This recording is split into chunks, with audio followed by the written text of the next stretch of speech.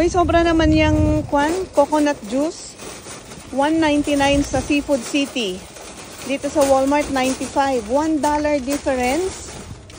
My gosh. Grabe naman, tinakasave tayo sana ng $6 dun sa binili natin last time. OMG. Sa Walmart. So expensive. Kailangan natin bumili ng ulam sa Budol. 168. Bili tayo sa Turo-Turo. Mr. V ayaw maglakad. Ako na lang. Susunod na lang siya. Yan o. Ako, maglalakad ako. Going to 168. Siya pa exercise. Dinaanan na lang ako. Loko-loko. Tayo sa Turo-Turo. Ano kaya ang kakainin natin? What do you want? Let's see. Oh, kasi nakasale. A box of this, please. Magkano yung mamasita mo? $7? 7.45.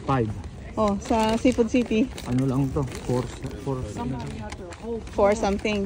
Kaya nga, alam mo talaga kung saan ka bibili ng mas makakamura. Nakamura nga tayo sa coconut juice. Pero mura naman tayo ng $8. Kaya mo naman how fancy my tarts are. Nabudol. So, ang pagkain ngayon from the 168 Carinderia and delicious egg tarts.